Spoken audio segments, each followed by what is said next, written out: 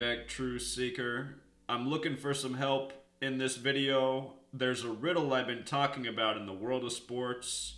I can see the riddle, but I don't understand why it is. And it connects the cities of Oakland and Philadelphia. Consider, in Oakland are the Athletics in Major League Baseball and the Warriors in the NBA. Both of those teams were once in Philadelphia, and it's not arbitrary. Let's take this news about Jon Gruden possibly returning to the Raiders. This story began yesterday, December 30th, 2017. Raiders supposedly pursuing Jon Gruden to bring him back as the coach. Look at this. The name Jon Gruden in gematria sums to 135, and this news came exactly 135 days after his birthday, which was August 17th. I should have put that up there. But just to show you real quick, Jon Gruden's birthday is August 17th. He's 54 years old right now. So 135 is the big Philadelphia number. Talk about this all the time, again and again. There was just this story about Kobe Bryant cheering for his Eagles. He grew up in Philadelphia. Before the game versus the LA Rams, you know, Kobe played basketball in LA, grew up in Philly. Kobe Bryant's rendition of Fly, Eagles, Fly. Notice how those words are emphasized. Fly, Eagles, Fly. That sums to 135.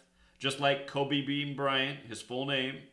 And consider Kobe's father played for the NBA team in Oakland, the Warriors. The key of David also sums to 135. That's important because in Revelation 3:7, there's a letter written to the church of Philadelphia about the key of David.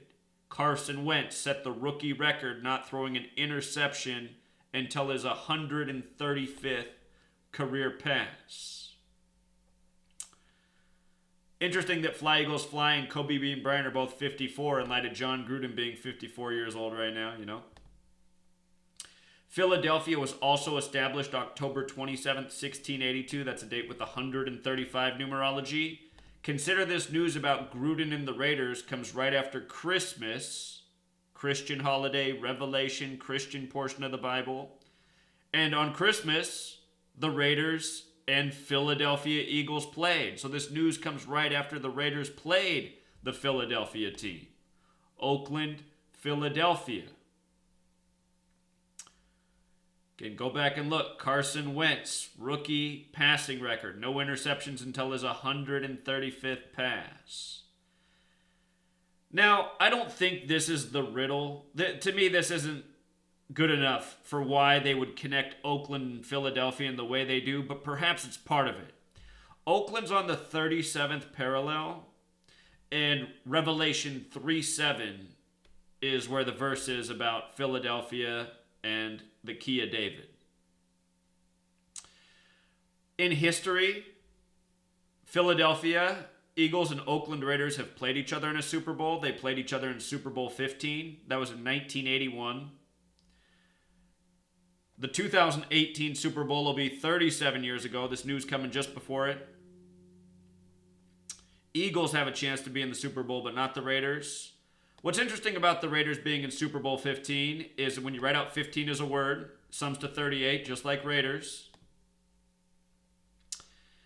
The 2019 Super Bowl, where potentially, let's just imagine the Raiders are in that Super Bowl. Based on the news, Jon Gruden could be the coach again of the Raiders. 2019 Super Bowl would be 38 years after this Super Bowl. And I was trying to brainstorm why the Raiders might have a chance at Super Bowl 53, which would be the 49th Super Bowl of the modern era.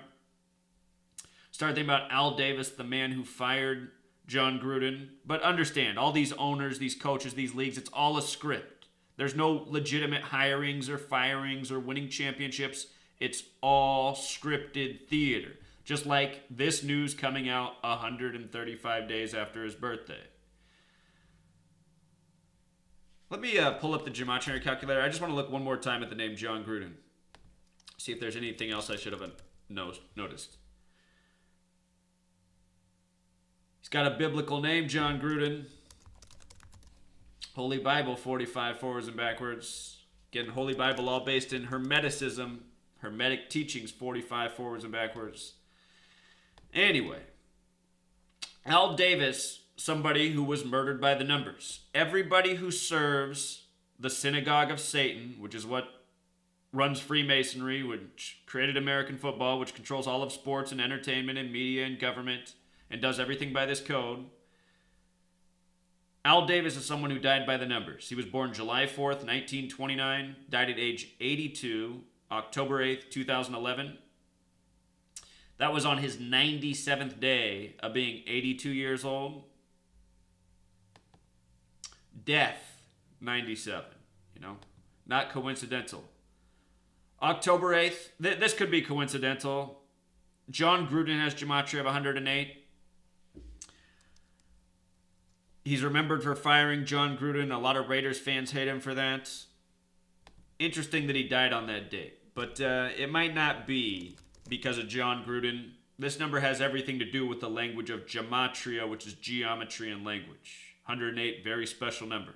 The sun has the diameter of 108 Earths. From Earth to the sun is 108 suns. From the moon to Earth is 108 moons.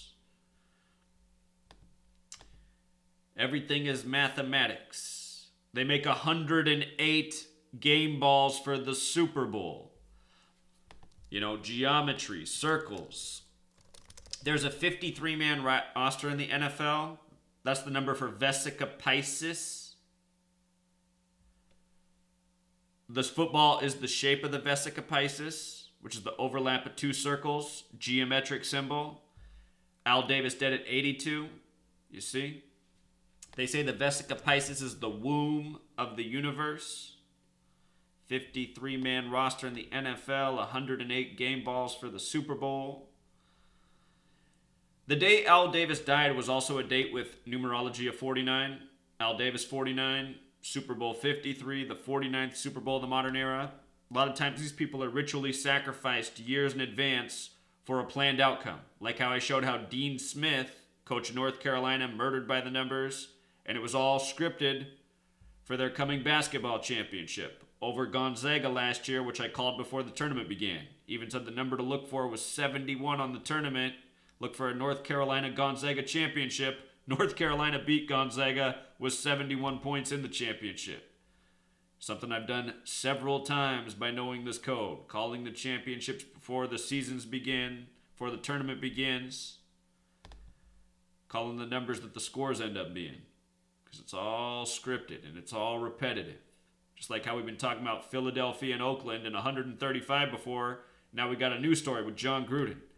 But what's bothering me is I cannot figure out why Philadelphia and Oakland are tied together this way.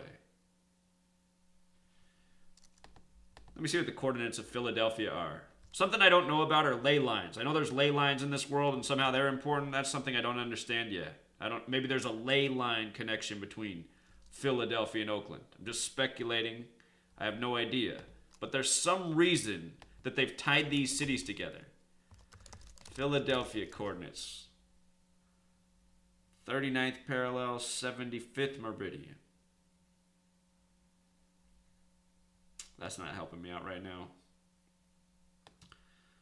But remember when I covered this Kobe thing, then it was comical because the Eagles beat LA. I did say I like the Eagles to win that game. And they beat them by 8 points after Kobe did this thing with the 8 jersey on. Used to wear 8 with the Lakers. If you missed how they retired Kobe's number with the Lakers recently by the numbers while playing the team from Oakland, go back and check that out. Just like he played his final career game. The last 2 games of that NBA season were on ESPN 1 and 2. Oakland, Golden State, and the Lakers playing. Scripted together.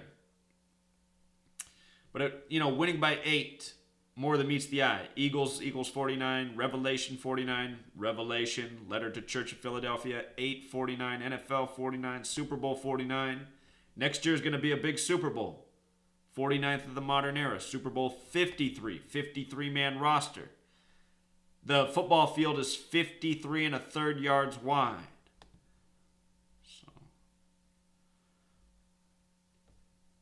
See what they got planned for next year. They're having it in the big Jesuit city. The Jesuits, the Masons within the Catholic Church. That's Atlanta, hosting Super Bowl 53. But just understand, your entire world of professional sports, puppet show by the numbers. To deny what I show in these videos is just to prove to yourself that you're really dumb. You got to be really dumb to continue to chalk everything up to coincidence when I show the exact same patterns again and again. When these stories are contrived by the same code again and again.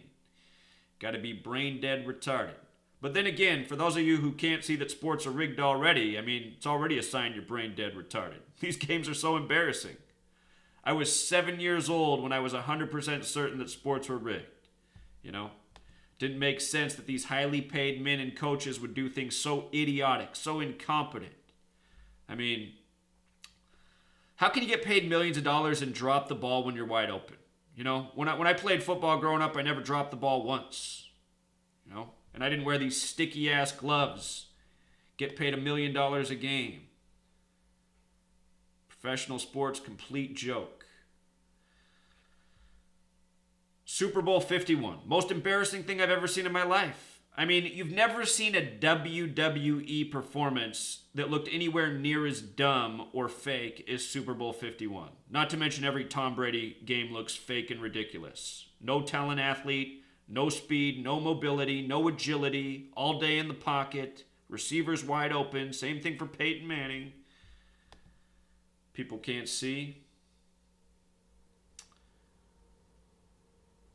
Watch that movie Idiocracy. All you sports fans, turn off the sports game and just turn on the movie Idiocracy. That movie's about you. That movie's about the place you live in. You know, it's not just you, it's pretty much almost everyone. Nation of brain dead losers. But for those of you who aren't, you know, help me solve this riddle. What's up with Philadelphia and Oakland? Until next time.